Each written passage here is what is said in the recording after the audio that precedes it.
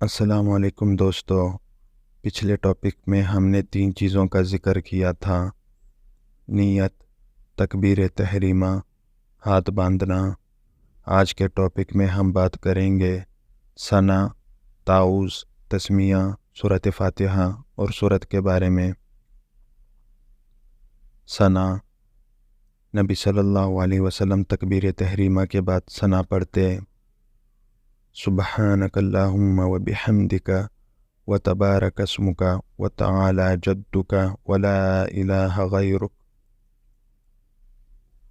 تعوذ، ثنا کے بعد تعوذ پڑھنا، اس کا حکم قرآن میں آیا ہے: فَإِذَا قَرَأْتَ الْقُرْآنَ فَاسْتَعِذْ بِاللَّهِ مِنَ الشَّيْطَانِ الرَّجِيمِ۔ اور جب تم قرآن پڑھنے لگو تو شیطان سے پناہ مانگ لیا کرو۔ تسمیہ، سورۃ فاتحہ اور سورت۔ اس کے بعد سورۃ فاتحہ پڑھی جائے گی، لیکن سورۃ فاتحہ سے پہلے بسم اللہ آہستہ آواز میں پڑھی جائے گی۔ حضرت انس بن مالک رضی اللہ عنہ سے روایت ہے، انہوں نے فرمایا، ہمیں رسول اللہ صلی اللہ علیہ وسلم نے نماز پڑھائی، آپ نے ہمیں بسم اللہ الرحمن الرحیم بلند آواز سے نہیں سنائی۔ حضرت ابو بکر اور حضرت عمر رضی اللہ عنہما نے بھی ہمیں نماز پڑھائی، ہم نے یہ بسم اللہ ان سے بھی نہیں سنی۔ دوستو، اب بات آتی ہے کہ جب ہم امام کے پیچھے ہوں تو کیا کریں۔ نبی صلی اللہ علیہ وسلم نے فرمایا، جب میں جہر یعنی اونچی آواز سے پڑھ رہا ہوں تو قرآن سے کچھ نہ پڑھو سوائے سورۃ فاتحہ کے۔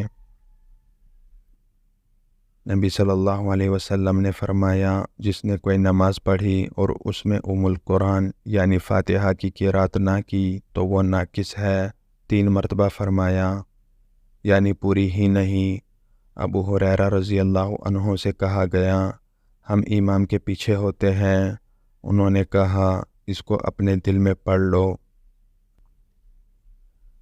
حضرت جابر بن عبداللہ رضی اللہ عنہما سے روایت ہے، انہوں نے فرمایا، ہم لوگ امام کے پیچھے ظہر اور عصر کی نمازوں میں پہلی 2 رکعتوں میں سورہ فاتحہ اور کوئی اور سورت پڑھتے تھے اور بعد کی 2 رکعتوں میں صرف سورہ فاتحہ پڑھتے تھے۔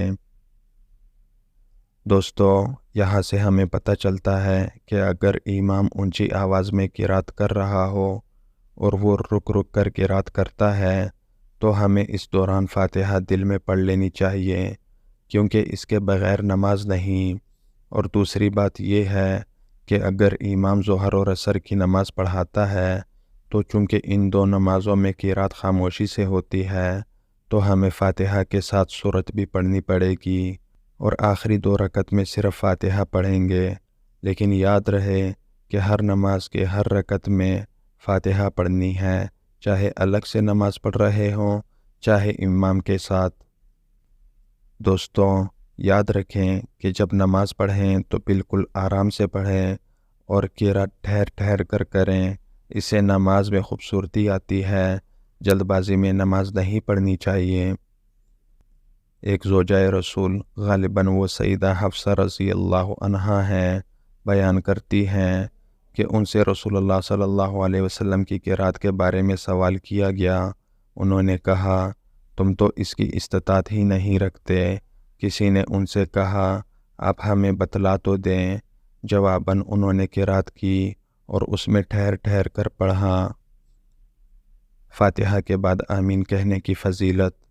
رسول اللہ صلی اللہ علیہ وسلم نے فرمایا کہ جب امام آمین کہے تو تم بھی آمین کہو، کیونکہ جس کی آمین ملائکہ کی آمین کے ساتھ ہو گئی اس کے تمام گناہ معاف کر دیے جائیں گے۔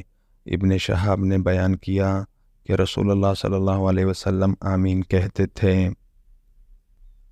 حضرت وائل بن حجر رضی اللہ عنہ بیان کرتے ہیں کہ رسول اللہ صلی اللہ علیہ وسلم جب سورہ فاتحہ کے آخر میں وَلَضَّالِّينَ کہتے تو آمین کہتے اور اس کے ساتھ اپنی آواز کو بلند کرتے۔ یعنی اگر آپ امام کے پیچھے ہوں اور امام بلند آواز سے قرات کر رہا ہو تو جب وہ آمین کہیں تو اونچی آواز میں آمین کہے۔ اسی طرح مقتدی کو بھی بلند آواز سے آمین کہنی ہوگی۔